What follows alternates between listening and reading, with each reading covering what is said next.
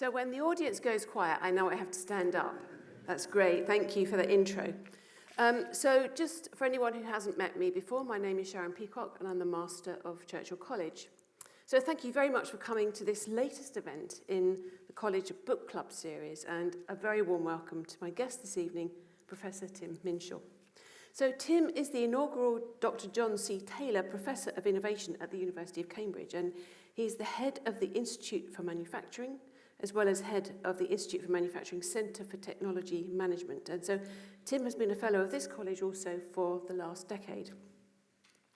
Now, looking at his research and teaching, as well as his industry and policy engagement, this reflects links between manufacturing, innovation and skills. And this is very much reflected in his first book, not his last, I'm quite sure, and he might tell us more about his second book coming along quite soon, and the topics of this evening. So the book is Your Life is Manufactured, How We Make Things, Why It Matters, and How We Can Do Better.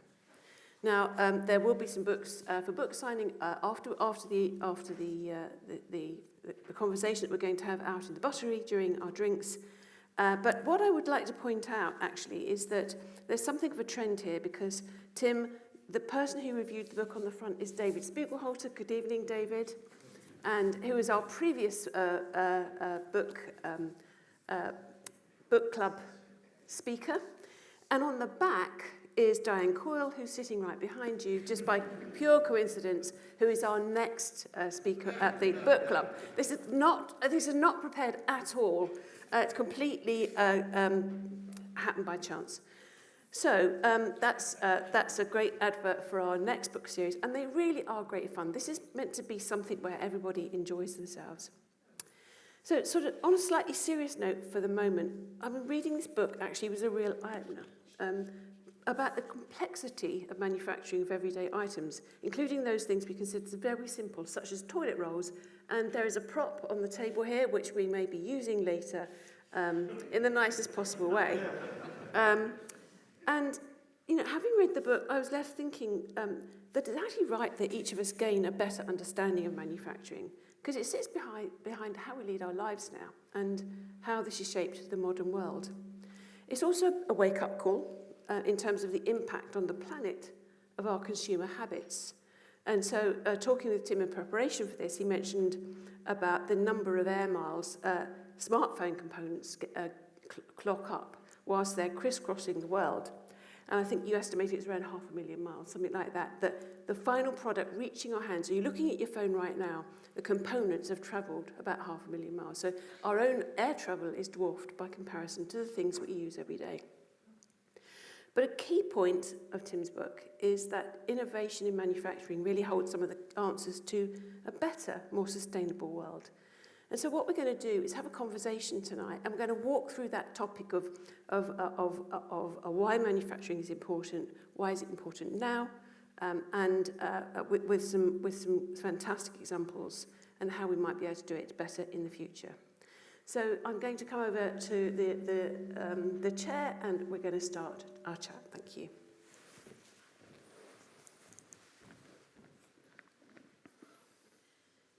So, Tim, thank you so much for coming this evening. It's a pleasure. I've got to ask you about the title of your professorial position. So, Dr. John C. Taylor. You're Dr. John C. Taylor, Professor of Innovation. Who is Dr. John C. Taylor? Do you mind if I put that one straight to the audience? Put your hand up if you know who Dr. John C. Taylor is. This is good. Yes, mostly colleagues here from the engineering department and elsewhere. So for those who don't know, he is the inventor of the electric kettle switch, the switch that goes click when that makes the kettle switch off. What I really like about him, aside from the fact he gave the university some money, which gave me this position, which I'm very grateful for that, is he's a wonderful example. He's a living case study of what the book's about, which is that he saw a problem that needed fixing, and he had an invention that could address that particular problem. But what was particularly impressive is he then worked out exactly who the customer was for this, rather than just saying, I've done a clever thing, someone should buy this. He worked with all the kettle manufacturers, realized what they really needed, and he went away and with colleagues, he built the machines that make the little switches. He then set up a business to ensure that we could make millions and now billions of these little switches, and built an entire supply network that spans the globe to make sure that every single kettle in the world switches off when it's supposed to. And for that, it's just an incredible story of what manufacturing and engineering and science and technology is all about when you join all the dots up. Yeah, incredible. And in everyone's homes. And in everyone's homes. Yeah, amazing. And so one thing is, as I have a couple of colleagues here, and they should be embarrassed by what I'm about to say, when I got this job, to everyone's surprise, so I became the Dr. John C. Taylor Professor of Innovation and Head of the Institute for Manufacturing at the University of Cambridge Department of Engineering. Someone said, that's rather a long job title. And so when I walked in on the first day, they'd kindly put this on my door. Did that prove to be true? Well, you have to ask my colleagues. That's fantastic. So, yeah, he provides a great example of that. And I always, to this day, carry a kettle switch with me. And do you have it on you at the moment? Well, it's actually in this bag. Oh, so, I'd love to see it. There we go. This is the innards, not of your kettle, of a kettle, if I can pass that to you. And we could spend the rest of the evening just talking about that kettle switch, but then we wouldn't get onto the toilet roll. Yeah, that's true. We have to get onto that, don't we? Okay, so why should we care about manufacturing? It's a question I'm often asked, not least by members of my own family, who may or may not be sitting in this room now. Yes. Yeah, at least one of them bothered to turn up. I suppose can I just show a couple of pictures? Yes, please So do. one of the things is it starts with a blindingly obvious statement that I feel embarrassed to even say, but when I say it, slowly and pedantically, I hope it makes a point, which is that every single thing you can see in this room now, unless it's a plant, a rock, a person, or some other animal, has been manufactured. And yet the entire process by which that happens, all the extraction of minerals, the processing of the materials, the making of the components, the assembly of the components, the building of the products, the shipping of the products, all of that, we see tiny bits of it, on the motorway or an aircraft or a ship, but that's about it. We don't really see what's going on. You could also say, well, fascinating, who cares? Well, because we built this incredible system that produces everything, every item of clothing, every weave of this carpet, every pixel on that screen, everything, we just take it for granted. And in the background, we've let this incredible, mind-blowingly wonderful system grow up and do amazing things for us, but we've sort of lost sight of it. And by losing sight of it, we're not aware of the damage it's causing, its incredible fragility, and so I just feel we should be all of us, a little more aware of what's going on there. And I'll maybe come to that why later. Yeah, okay. So, but if I can just, there's a slightly nerdier answer, if I may. When I get to draw a graph, if that's all right. I know it's 6:10 on what day is this? Tuesday. So there's a big problem. There's a particular UK problem about why manufacturing matters and how we've lost the plot slightly. And so there's a graph that's been used throughout government at various times to say this is why the UK does not need to manufacture things. Okay, now it's not quite that simple, so I'm playing slightly for effect here, but it's not that one. That's not the reason. That one. It's this one. So it's what's called the smile curve. Okay, so this was a curve that was drawn by a very smart person to make a very specific point about a very specific situation in his company's evolution. And he said, look, for my company, if we draw a chart like this, about the vertical axis is the value you're creating and capturing, and from left to right on the horizontal axis, it's the different activities you do. So it's the research bit, it's the design bit, it's the managing all the suppliers, it's the actually making the thing and assembling it, it's the distribution, and it's the support you give afterwards.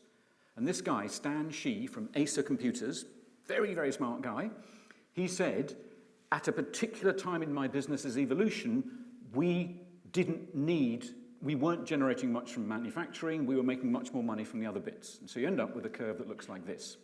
It's perfectly reasonable, perfectly sensible, but I'll stress it again. Stan Shi, super smart guy, co-founder of Acer Computers, that was right for him at that time. But as my colleague Carlos Lopez Gomez sitting there knows very well, this has been distorted massively and is massively oversimplified and then used as sort of a reason why, if it's low value stuff, this production business, why would we bother with it?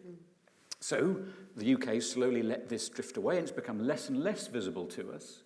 And then there's this other wonderful chart that I must, again, sorry to point to you, Carlos, but this is a great chart. There's a great report written every year by Carlos and his team. Carlos, please just raise your hand so people can stare at you. Thank you. They produced the UK's Innovation Report, and within that, there is a particular chart that just made me go, insert expletive. It was just extraordinary. It's this one. So as the UK has let manufacturing go overseas, one particular country has come to dominate. And you can see this is back in 1998. A lot of manufacturing value was being created in the US. 1998, not that long ago. I'm going to click a button now, and it's really obvious, what's going to happen next for anybody who, looks at any, 30-40% of the world's assembled products will stay on them made in China. But look at China here. The United Kingdom too, the blue line. We Absolutely. need to keep an eye on that, don't we? Yes, so we're doing pretty well back then. But I urge you just to look down a bit to the one marked China, and not just its position, but the number. So 182 billion. That seems like quite a big number to me. I just click this, and you can see it jumping forward. And just watch what happens. And it's just jaw-dropping. You just go, not only does it overtake the United States not that long ago, it just keeps growing and growing and growing and growing. And there's a little pause where it needs to take a breath, about here, and then it carries on again. $4.5 trillion. And there's a whole bunch of us down in the also-rans. It's not just, the ranking doesn't really matter, it's just the size of what they're doing. So we have, and it's brilliant. The Chinese economy has done phenomenally well, and they are incredibly good at manufacturing. And that's a bit of a concern, because the last picture, before I stop pressing this button, is another great person who's written a wonderful book, in addition to the two named authors already here, Ha-Jun Chang. And he made this wonderful point. By the way, if you think you might be interested in economics but don't want to read economics textbooks, there are some excellent ones written by people in this room, by the way. But this one I liked because it was all about food. And he describes economics through his favourite foods. And I was so excited that he decided to write about manufacturing within this book using the medium of chocolate. It's well worth a read. It's brilliant. But he made this point. He said, look, this is daft. There isn't a weird thing that happens where manufacturing doesn't matter. Manufacturing is a thing you go through. You do some manufacturing, you do agriculture, and then you do industry, and then you move beyond that. You become superior and move to a service economy. Utter nonsense. And he makes that point very clearly, that, countries that are resilient, that have a sustainable economy, are equitable, provide good jobs, have a balanced economy. Countries like Singapore and Switzerland beautifully balance this issue of services and industry. So industry isn't a stage you go through and then move on. And again, this is sounding like a bit of a setup. I didn't realise that Carlos was actually going to be here. But another thing he's done, Carlos, you come up here and give the talk. You'd be much better at this. This great resource, if anybody wants to know about manufacturing in the UK and our position in the world, there's this wonderful website that's been provided by Carlos and his team. So, yeah, that's why I think manufacturing matters. We've gone through this stage of not caring about it. It's moved far away, so we've lost touch with it. And now we're realising that it really is a problem for an economy if we don't have enough manufacturing. Yeah. So that really brings us on to the question of, okay, so manufacturing is important, but why now? And you've started to touch on that. I mean, one of the things that I was very conscious of during the pandemic, having been involved in that, was that when it came to things like manufacturing vaccines, manufacturing tests, so we can actually test ourselves at home or in the hospital for SARS-CoV-2, the manufacturing capability wasn't there, and at that time, that was a real wake-up call for me to say, actually, we don't have the manufacturing resilience in the country. And you've started to kind of really explore, the statistics of our own manufacturing sort of background now. But I don't know if you want to unpack that anymore and really try to explain why it matters to be doing it now, to be manufacturing right now. No, thank you. It's a great point. And COVID, I thought, would give us a slight reset. And I know what you experienced, and anybody in the healthcare system experienced. It was extraordinary that we were importing vast amounts of single-use items from the lowest cost provider, which on some basis makes absolute sense. Why would you not do that? If you're on annual budgeting, that makes absolute sense. And then when all that just gets switched off, you go, oh, right, well, can we manufacture locally? And there was that period where absolute panic, and then we realised we could reconfigure machines to do it. So suddenly the value of manufacturing became apparent. But there's a lovely story put in the book about a company called David Nieper, a company in Derbyshire that makes clothing. And they were asked by the local hospital, quick, can you produce single-use gowns and surgical caps and all these things? And they said, of course we can, just give us a spec and we'll make it. But why do they have to be single-use? And they said, well, surely, that's all we need. And they said, well, if we can do the calculation to work out how these could be reused, they can be sterilised and work out the cost of that, they will be more expensive, but you'll have a constant stock, you'll have a pool of gowns rather than needing to have a constant flow in, which under COVID made sense. So they did this, and David Nieper, and it's a wonderful story of how they just did it and went back to the hospital and say, there you go, reusable gowns, yep, a bit more expensive, but at the moment price controls are out, so we can do this. And I heard about that and thought, isn't that brilliant? So it's a more sustainable product, it's locally manufactured, it's reusable, brilliant. And then, after COVID, we thought, well, that's shown how we can do this. And then straight back to single sourcing of one-use disposable gowns from overseas. So the potential to demonstrate and to change things of COVID was missed opportunity, I think. And there are loads and loads of examples where COVID showed us why manufacturing matters, why doing it locally really matters, and we kind of lost it. And in fact, Jonathan's here somewhere. Yes, Jonathan Wolfe there, formerly of Makespace, is working there. And Makespace in Cambridge is a lovely example of something that happened around the country where small manufacturing facilities suddenly showed their value. They went, well, that's great, but why does it only get used in that way during a crisis? But the worst bit is that I'd rather not talk about here, but we'll mention it. It is not impossible that we're going to be involved in a land war of some sort quite close to home. And that just resets everything. You just go, right, well, forget global supply chains. If you can't manufacture certain items domestically, we wouldn't last very long. But I think it's fair to say. So we have to have that. So the whole idea of sovereign capability of you have security if you can make stuff. Now, not everything, but some things. And I'm conscious that as I keep talking, slowly we're heading towards the Trump question that will come up at some point. So can I preempt it? Yes. This is usually when people say, so what Donald Trump's saying is the right thing. So you're, Tim, supporting Donald Trump. And I go, whoa, let's just back that up a bit. I'll be very careful. I think I've practiced these words enough times now. Some of the things that are being proposed by Donald Trump's team, I don't necessarily disagree with. I think I'll leave it at that. People might be questioning that later. Yeah. But, you can. Do you want to unpack at the moment what you mean by that? Not really. No. Okay, audience, you've heard it. Respond in a moment. Very good. So I think we ought to turn to the book now, and really 6 words cover the major sections. So that's make, move, consume, change, connect, and merge. Yes. And before we came up here, you said that there is an item, a prop on the table, which can actually be used, an example of all 6 of those things before we really drill down into the separate parts of the manufacturing process. So would you like to tell us about the toilet roll? So my career has taken a strange turn. The reason I have this with me at all times is... And can I just say that Tim was going to put a piece on every seat, so you could actually inspect it, and I said I thought that probably wasn't a good idea.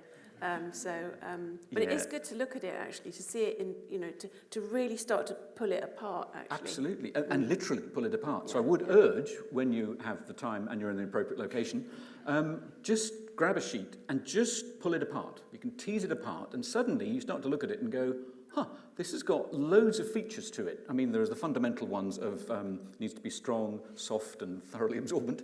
But it also, to make that, is very complicated. So when I started this idea of writing a book, I thought, why is there not one already written like this? And I come up with who said it, but if there's a book out there that you want to read and it hasn't been produced, then you should write it. In fact, So I thought, great, what I'll do is I'll explore different products. And I thought, it'll be great, I'll go and visit Formula One teams and aircraft factories and pharmaceutical plants. It'll be brilliant. I thought, no, I'm leaping ahead. I've got to look at something very simple that hopefully everybody can relate to and just look at it. So I started with this and started fiddling with one of these and watched lots of videos about making of it, and my search history is probably quite odd. But you look at it, it's got some bits which are quite tough, and there's sort of quilted bits, and there's embossed bits, and there's glued bits, and there's serrated bits. And one of the basic features I didn't even realise is you need strength and softness. If you want strength from wood pulp, stop me if I'm getting a bit too... Well, it sounds a bit like an advert, but carry on. Yes, I haven't named the brand softness, here. Yeah. Could have worked for Andrex. Other brands exist. The softness, you need fibres from trees that grow in warm climates. And trees take about 30 to 40 years to grow. If you want the strength, you need fibres from trees that grow in colder climates. So straight away, two fundamental components of this have been sourced, in the UK's case, from South America and from Scandinavia. So you've had to wait all the resources of growing these trees, chopping them down, chipping them up, mushing them up, taking the water out to dry them so they can be cheaper to transport, sending them all the way across the South Atlantic or across the North Sea. You then put the water back in. You have this incredibly complex process of many miles travelled, thousands of miles travelled, vast volumes of water, huge quantities of electricity, hundreds, if not thousands of people involved, to make something this simple. So I thought, well, if there's something this simple has a complex story behind it, I'm going to have a lot of fun with this book, because that takes a whole chapter. There's one chapter just on, not quite, but just on this, to unpack all those issues. So that's why I wanted to make the book as simple and accessible as possible.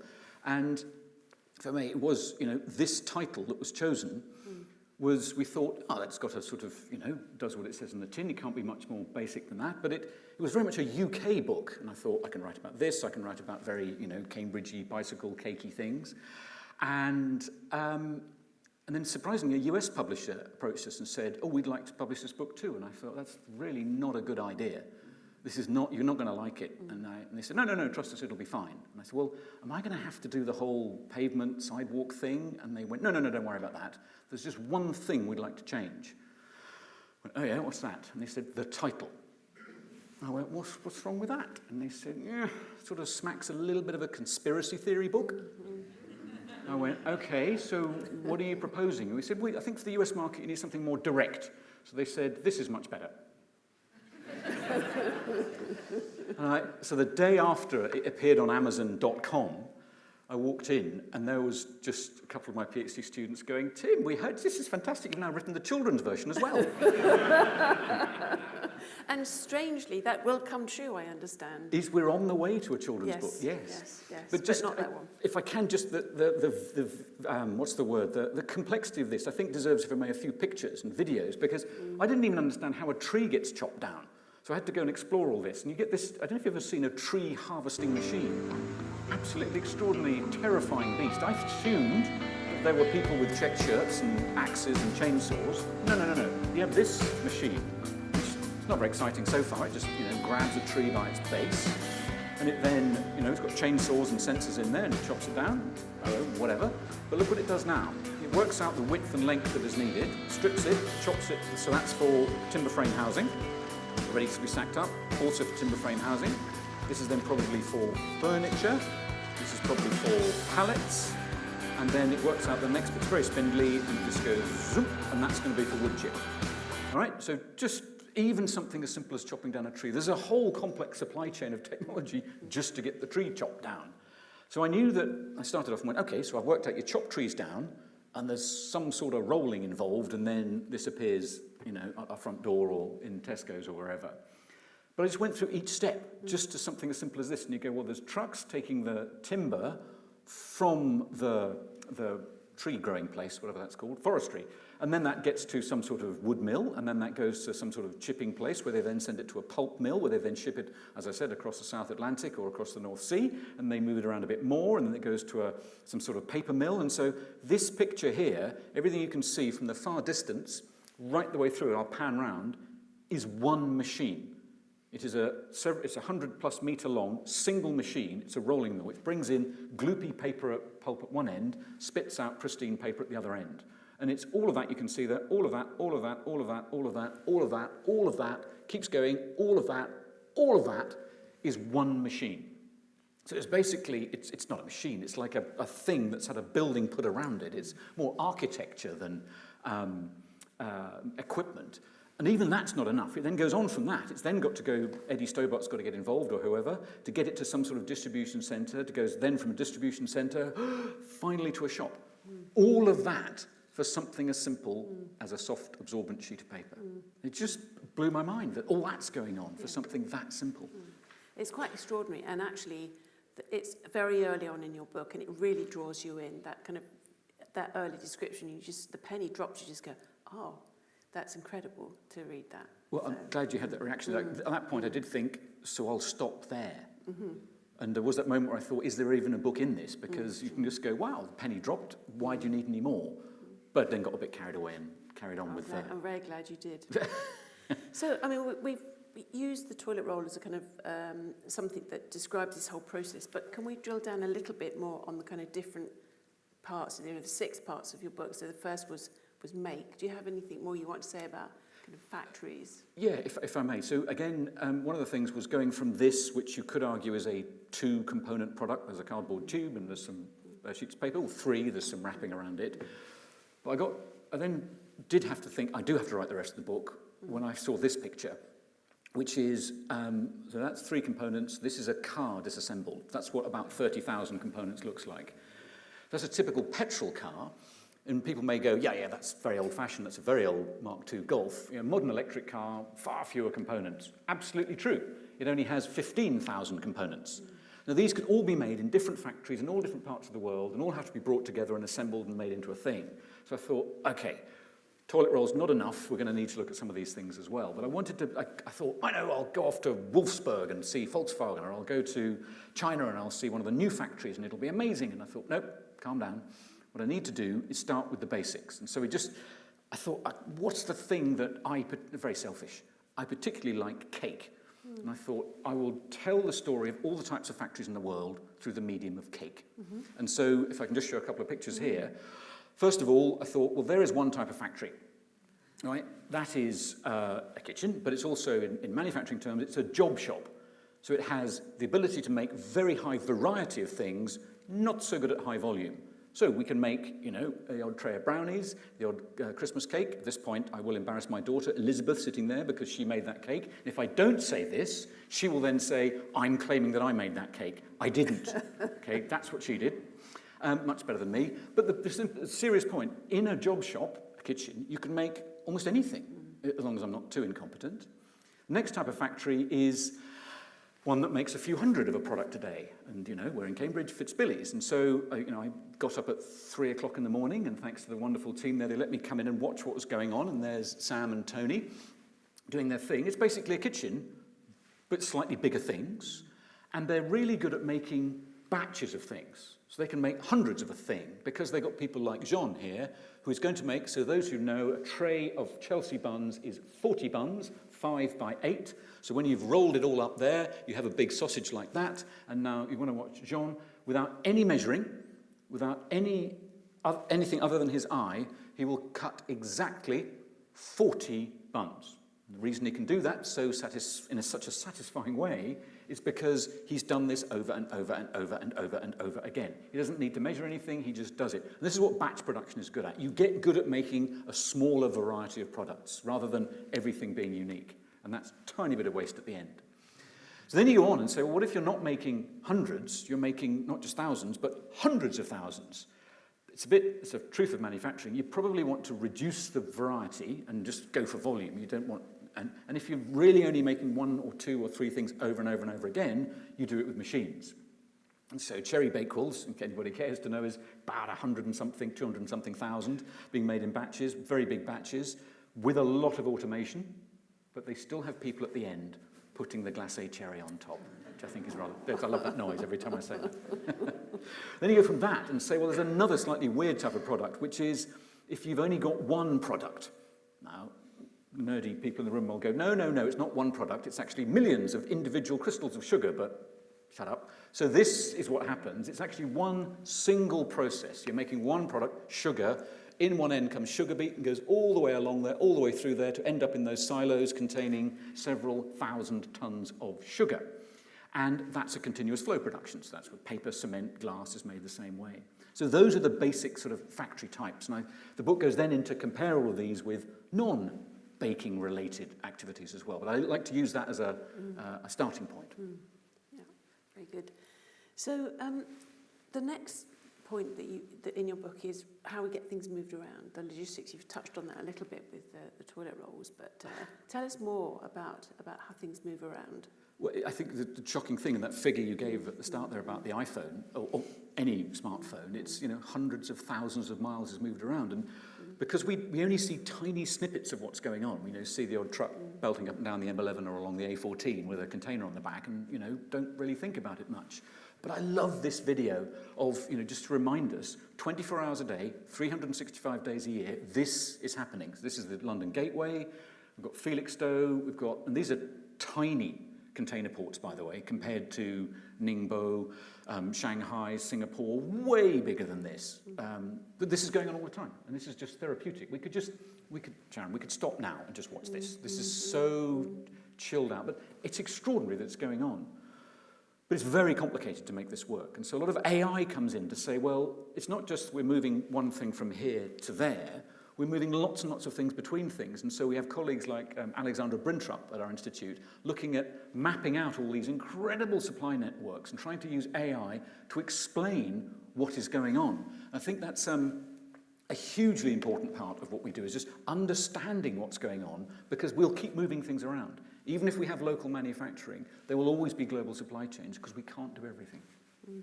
What is that image on the right actually mapping? So that is, every single dot is an organisation, and every line connecting that dot to another dot is some flow of material, components, information, something. So that is for an aircraft company, and that's for a car company, if I've got it the right way around. So it's physical moving of things mapped through nodal networks. That's incredible. Next is consume, and that's what we do. Yes. And I think you've got several examples in the book of consume, but you have one that I think is particularly fascinating. Well, it's life, I think, I'm not going back too far in history here, but life used to be very, very simple. I like this particular slide because I love chocolate, and I get very unnaturally excited around Easter, and I can remember the arrival of that. Okay, the chocolate bunny. I thought this was great. And there was a chocolate bunny, and it was milk chocolate, and it had a red ribbon, and that was perfect. And then we decided, no, we wanted more of these. We wanted to have dark chocolate, we wanted to have nut flavour, and we wanted white chocolate. And then, why do we need more than one Kit Kat? Yeah, perfectly clear that we should have milk chocolate Kit Kat, and that's it. And now we have hundreds of varieties. And, dairy milk. That used to be nice and simple. We'd have, basic dairy milk, we'd have whole nut, fruit and nut. That was surely enough for anybody. But apparently, we demand more and more. And because we demand more and more, manufacturers make more and more. And it causes them a massive headache trying to produce variety and volume. And so what we see is something rather alarming happening, where we're trying to deal with this problem, which is you kind of either have high volume or high variety. And it's very, very difficult to make those things, to make high volume and high variety. What you're trying to do is break the model and go where X marks the spot. And so you want to move away from this, which is a standard assembly line, where you're making the same thing over and over again. So you can make it reliable, you can make it high quality, you can make it low cost, you can make it consistent. And because we consumers want variety, you then have to do something completely different. And just on the car example, very briefly, I've got it might be a bit noisy, this video, but it's what if we didn't do it that way? What if we had machines that didn't need to be set up to produce thousands of the same thing, or millions of the same thing, that every machine would produce something unique? We just let this run. This is a 3D printer printing a car, not a little toy car. It's producing a full-size car that at the end of this trade show was driven away. So this is a ludicrous exercise in technology gone mad in a way, but it's proving a point. It's saying that if you want a different product, the machine can be changed at the level of software. If you want to change a Tesla factory or change a Volkswagen factory, you've got to literally redo the production line with new equipment. With these technologies, you can actually, if you had lots and lots of them, every single machine could be producing a different car, and every one that comes through could be different. It's like our phones. We don't customize at the level of hardware anymore. You just have a standard phone and you customize it with software. That's what we're heading to. So the world really is changing extraordinarily. I mean, is it time that we stopped offering as much choice? Because we are the consumers, and do we need 10 different flavours of Kit Kat? And I mean, where does the pressure come for manufacturers? Is it because they're trying to find a market edge compared with their competitors? Yes. Or is it really that people are ringing them up saying, I want the 10th flavour of Kit Kat? I mean, it's like, and could we actually think about reducing our demand on that variety? It seems like a good way to go. It could be, but then who wants to be the first company to say we're going to offer less? And it's this idea of there's always, the example of cars is quite good. So features that we like tend to go through 3 stages. When a thing first arrives on a product, they go, oh, that's amazing, like a car. Think back to the days when we had very early days of the car industry. They go, this car has doors. And people went, wow, that one has doors, that one doesn't. So right, we've all got to make a car with doors now. And then, you know, it moves a bit further forward, and then it's sort of, well, it's just a door. But this one has doors that you can lock, and that one doesn't, so I'm going to go with that one. So and then it goes to the point of going, okay, that's what's called so the basic one is a delight, then becomes more just a performance. So it exists, that's amazing, I'm so happy.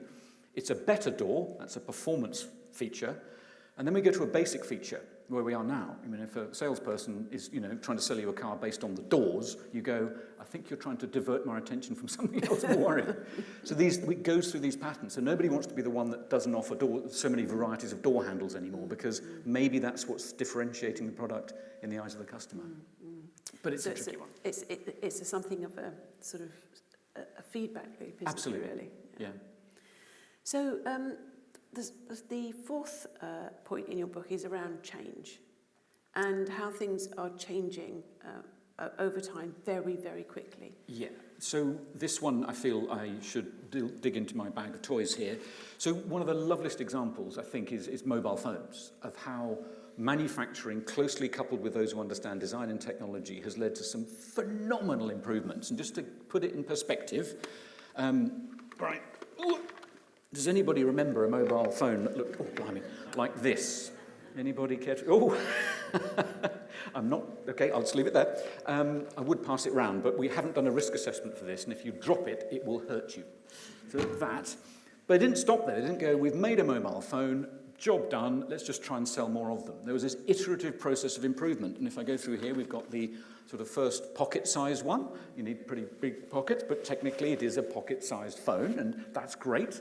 And then we got slightly smaller, and we ended up with this lovely one here, which is very much pocket-sized, and it had this visceral quality, which I loved. You know, now if you've had a bad day and you want to end a phone call going, I've had enough, you tap a red dot on a piece of glass. This one, you can go, I've had enough, I'm off. Very satisfying. So they got smaller and smaller and smaller, and then I just need to check, put your hand up, if you ever owned a phone that looked like that. Yep, so, and what game did you like playing on it? Snake, thank you, very good. I haven't charged it, so you can't play Snake on this one. But then it got ridiculous because they got so small I can't even find it. The phones got so tiny. And this is, you know, that's a fully functioning, with a mechanical keyboard, plays music, it's internet enabled, and it is so small. And that people said, we want smaller phones. And then they said, we want phones that, how can we deal with the smallness and the functionality? So this is the lovely Motorola Razr. Noise, yeah. Please come and play with these later. It's very therapeutic.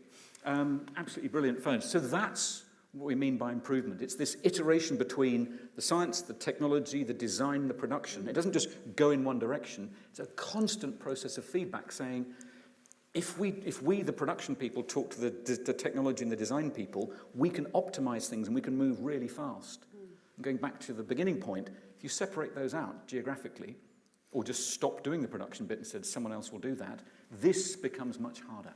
Yeah, I mean, I can understand why somebody wants to go from the very big phone to the very small phone. The utility there is great. I just struggle with the 10 flavours of Kit Kat, but anyway. But there's a couple of other areas of the book, and I'm just looking at my watch because we'll want to take some questions in a minute, but we do have a few more minutes. Connect and merge, those are the last 2 parts of the book. I'll be very quick with this. So the pictures to put up here are, one's very simple. It's this. It just says we have moved to a world where we have all of this electronic digital stuff and we have all of this physical stuff, and they are much more tightly connected. Mobile phones being a fantastic example. They are mobile data capture devices. So we have this thing going on. And we see lovely examples of where this is playing out in all sorts of sectors like medicine. It's not about automation. This is about augmentation. By connecting digital and physical, we can do amazing things like helping keyhole surgery surgeons not stand in these awkward positions they have to do, but you actually do it via remote robots. But the thing we've really enabled is this terrifying button that's just implied there is no friction in buying anything anymore. So there's a downside to this as well. But then we talk about the last bit, this merge word, I think is intriguing. Again, I hope you don't mind me using medical examples. I'm definitely out of my depth here. But, therapies arriving that are not like paracetamol, where you're just going, or drugs, but like paracetamol, where you just say, we assume every human is the same, and we make 160,000 tons of paracetamol a year, and we take it, and it has different basic effects on us. If we can get treatments that are actually not just personalized, as in designed for you, but actually using your own cells, in this case, T cells, we end up in a wonderful, exciting world of being much better able to treat patients with horrible conditions. But we've got to change the way we manufacture. You can't have one product made for 1 million people. You affect one process for 1 million people. You need almost 1 million processes for 1 million people. So how do you have this weird scaling effect? And so it is wonderful that things like CAR T exist, but we've got to find a way to get that red cross to work, to get it up into the top right corner.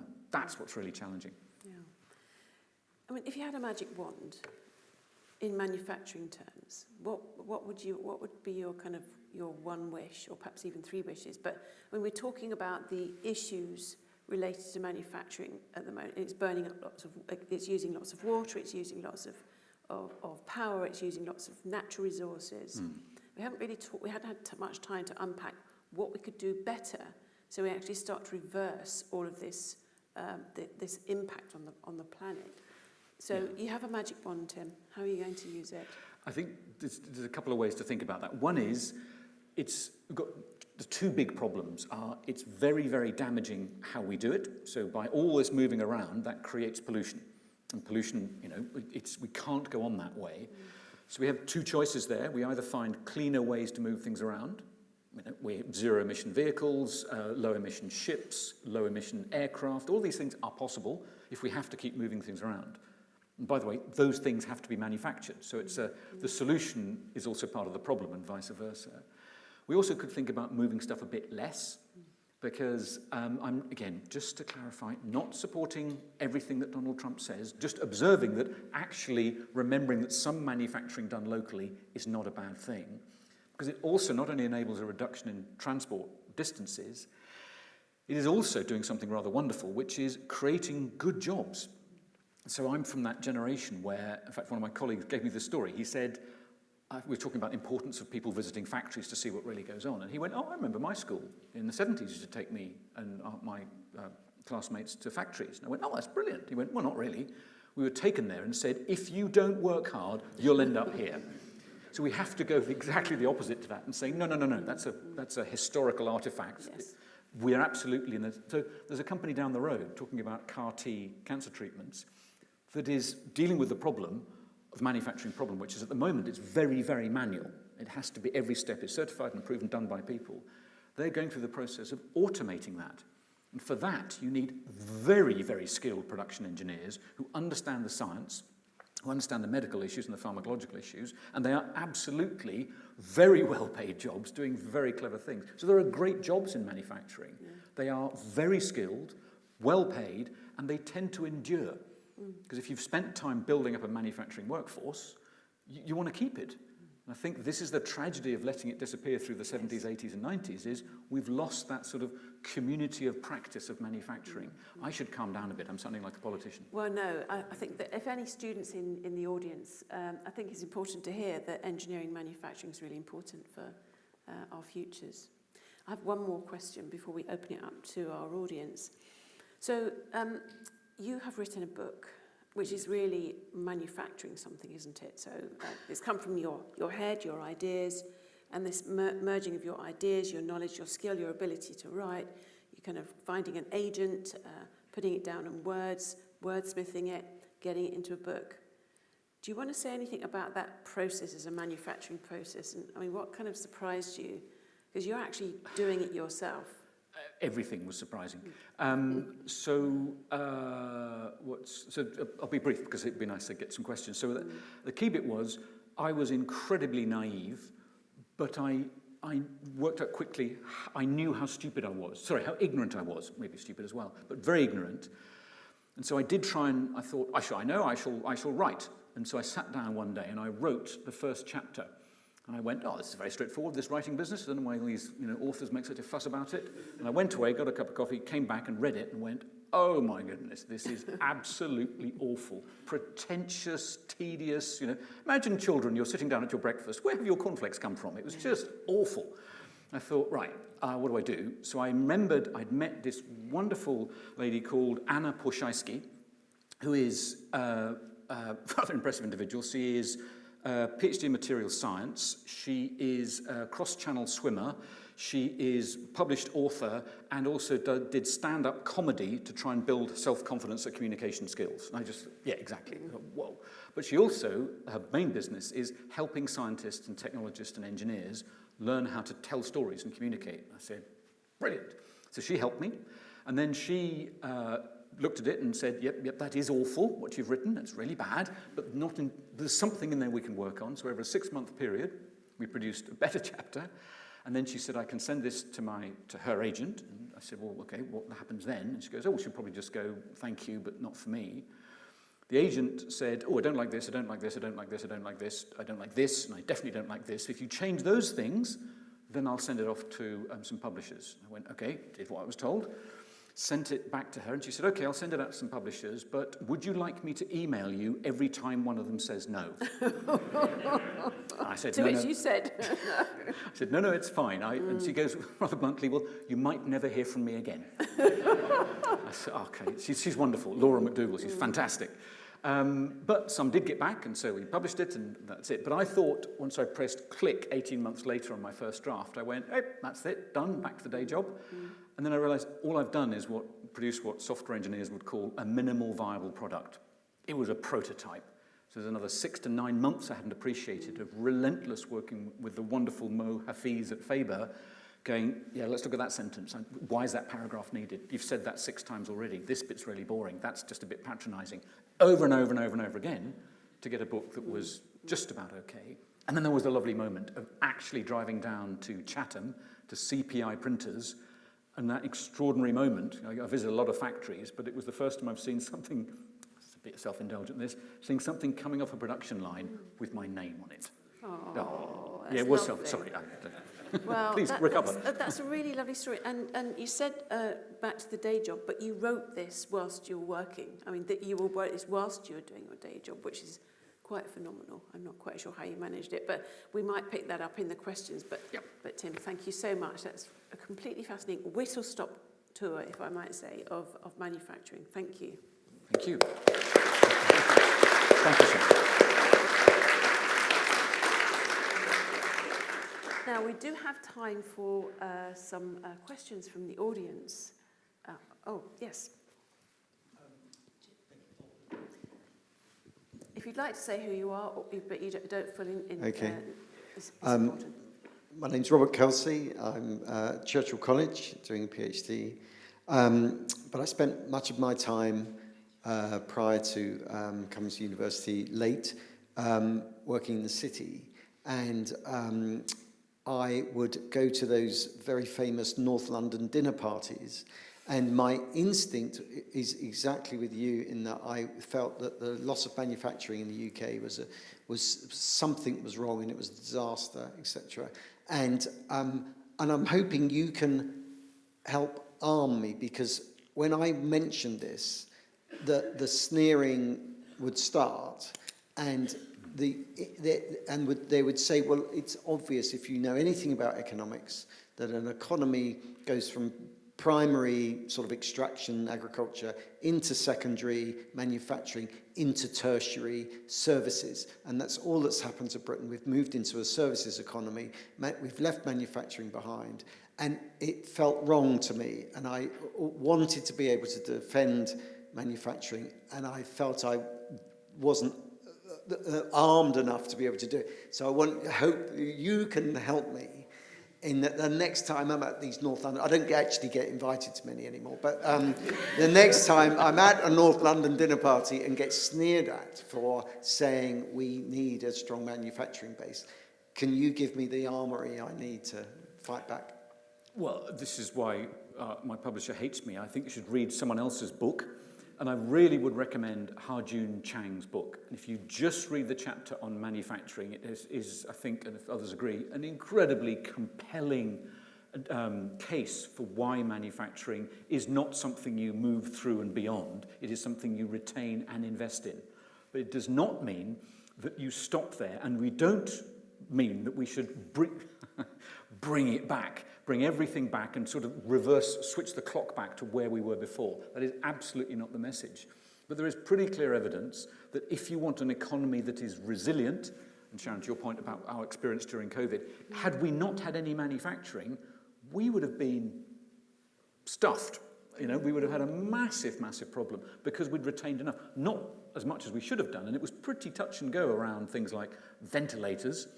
That was an extraordinary story, wasn't it, of how we did manage to, because we had enough manufacturing capability. We didn't have enough manufacturing capability around medical devices, and so this extraordinary situation where Formula One teams and Airbus and all sorts came piling in to help. But it was sort of, we're recovering and, rapidly repurposing resources that weren't meant for that.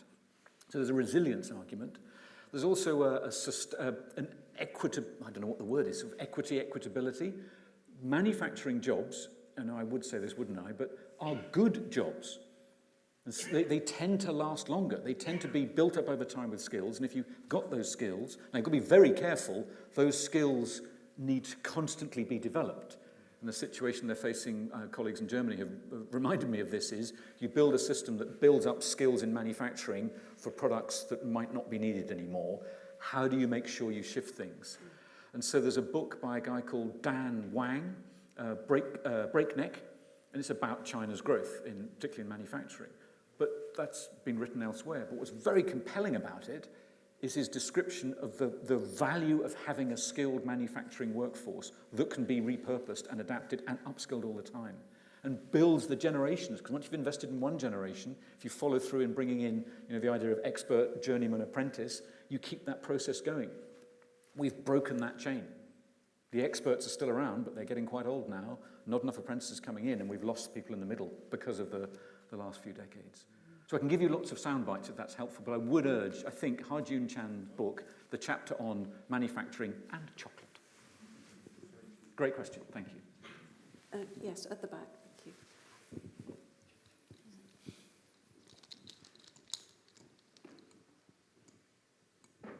Hello, thank you for the wonderful talk. My name is Joshua. I'm doing a PhD in bioengineering, and I want to actually pick up on the last point about the apprentices. So how do you think this will change due to the coming up of robots, especially like humanoid robots? Because to be honest, I probably would get a job that's very well paid, but like 50% of my stuff could 100% be replaced because I just do manual labor under the flow bench in the hood. Mm-hmm. And a robot could totally do this as soon as you have a vision system, which probably will take maybe not 2 years, but like 10 or 20. Mm-hmm. So it's a great point. So when we talk about automation, we're not just talking about robotics. We like to just remind people to split it into there's cognitive automation and there's physical automation. And yes, there are some tasks that are repetitive, boring, difficult, that actually machines are better able to do. But what we also like to do is point out there's a difference between automation, augmentation, and autonomization. So the automation is just, we're going to tell you what to do, you just do the same thing over and over again. Augmentation is, I'm still the human in the loop, you help me do my job better. Great example of that is the CMR surgical. We still need super skilled surgeons, but we're allowing them to work faster and better with a bit of augmentation. And then autonomization, we're saying this task is just going to be sorted out by the machines. And that's particularly scary, as I got off a call earlier today from the AI Safety Institute, talking about these, exciting scenarios of the future where we're going, oh, blimey, that's exciting. But you're right to raise that issue of there will be, some jobs will be removed. And we shouldn't ignore that fact. But often those jobs are ones that are not that exciting to do, are very repetitive, very dull, very dangerous sometimes. Construction sites, some of the things, or mining, you absolutely want to automate because you really shouldn't be putting humans into some of these situations. But it's a very nuanced set of issues that vary by sector and vary by time and vary by what we mean by automation. But a great question as well. Yeah. Thank you. Thank you. There's a question at the back, that side. Annabelle, thank you. Thank you.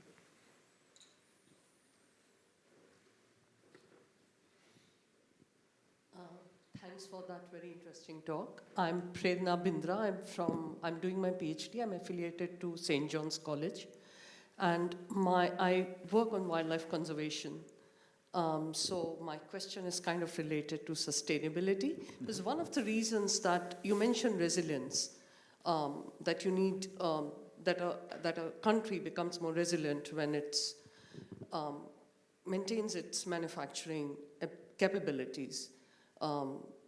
But one of the reasons that this has been outsourced is because of the environmental impact. So you outsource this to countries where there are no regulations or very weak regulations in China, India, and other countries. And it's not just your carbon footprint, it's the impact on the natural resources. Mm-hmm. So how would you marry these two? Say if the UK economy is to be more resilient or other economies are more to... So marrying that sustainability or ecological footprint to manufacturing, given all these considerations, it's that NIMBY syndrome, right? Nobody wants the factory in their backyard. So yes, that's a great point as well. So two swift responses have I made to that. Yes. One is, it was rather farcical when I was sitting in a meeting being shown a graph of how brilliant it was that emissions from UK manufacturing had dropped, and we were world leading in the way our emissions from manufacturing had dropped, and others should follow that example. And then someone pointed out that, no, just because we've moved the factories to China, there's still the pollution, it's just not happening here. So kind of missing the bigger picture point. About the natural resources and natural resilience and the bringing in the natural environment, I think this could be a brilliant, if I may, segue to our next Masters Book Club speaker, Diane Coyle there, who speaks and writes so eloquently on this issue of we have to include consideration of natural capital in all our assessments of things like manufacturing and resilience and sustainability. And not to do it is mind-numbingly stupid and short-sighted. Is that a fair summary, Diane? Yeah, great. Thank you. You have to come to the next book club to hear more about that, but thank you for that introduction. That's a key question and very complex. We only have time, I think, for one more question. So the person in front with the pink jacket. Thank you very. Okay. Thank you very much. So I'm Valeria. I work at IFM, but also I do wonder the position that you're connecting two worlds that are not necessarily the most connected. Actually, there is some disconnection between it. One would say the manufacturing world and almost the rest of the world into the production, or the one is talking about production, increasing numbers, and the other world is very much into the critic part of manufacturing. And so these two worlds don't talk to each other a lot, and yet they talk to themselves a lot. So there's a lot of echo chambers going on. And then you are connecting these two worlds. So how is that going? How do you do it? And how can that be done further? Brilliant question to end on, if I may suggest. So this echo chamber issue is so true. So we go to lots of manufacturing events, and there are several IFM colleagues in the room, and everyone goes, why don't people understand that manufacturing is really important? What is wrong with the rest of the world? And I go, well, it's this, because we just keep talking to each other and saying how important it is. So in a very, very modest way, forcing myself out of my comfort zone to write a book about this was an attempt to break out of the echo chamber. And what's been very rewarding is that people working in manufacturing within the manufacturing echo chamber have said, we can now use this to explain it to other people. So in a very, very modest way, it's trying to break that echo chamber problem. If I may just push back slightly on this idea that there's manufacturing and the rest of the world, one of the messages we're desperately trying to get across is, no, that's not right. We are all part of the manufacturing world. And that's why it's framed as a make, move, consume. We are an integral part of that. It's not this other thing that sits out there. And that's the message. I think you're absolutely right, Valeria. We've got to get better at saying, at telling. So just to close, you were talking about the importance of education and getting out of your kind of, a silo and breaking out to tell people about this. And of course, the people we need to be reaching are people at school, people at primary school, people at senior school. But you've committed to writing a book for children. Would you like to close by telling us a few words about those plans? How terrified I am? Yep, absolutely. So this whole gig started off in a primary school, because COVID stopped it, but we did a lot of work going into primary schools, talking about all this stuff and getting people, perhaps even my own daughter, to take things apart, and it was all meant for children. And it was the fact that the teachers, and then if it was an outreach event or a festival, parents coming up and going, usually, hopefully saying something reasonably nice, but the big thing I'd noticed was they'd say, I didn't know that. I wasn't aware of that. So the initial idea was to write a children's book, and then someone said, oh, be careful, that's very, very, very difficult. Why didn't you just try something a bit simpler? And so it was targeted at the parents and the teachers and everybody else. But now it's coming back full circle, and so we're having conversations about, is there a picture book version of it? I'm not going to need to find a very good artist, a very patient one, but actually a book targeted at sort of 10, 11-year-olds, because there's another massive problem, which is children not reading. In particular, there's a gender issue there as well. Boys stop reading at about 10, 11, as well as overall reading levels dropping. So this could be part of a try and make a thing that's, by telling stories about stuff and things exploding and factories and all this stuff, we make it into an accessible form. But that's another skill I've got to learn. So I'm now being coached by another person to help me learn that skill. Well, good luck with that. Thank you. We look forward to hearing more about that. But Tim, thank you. You've been a wonderful guest tonight, and thank you so much. Thank you very much. Thank you.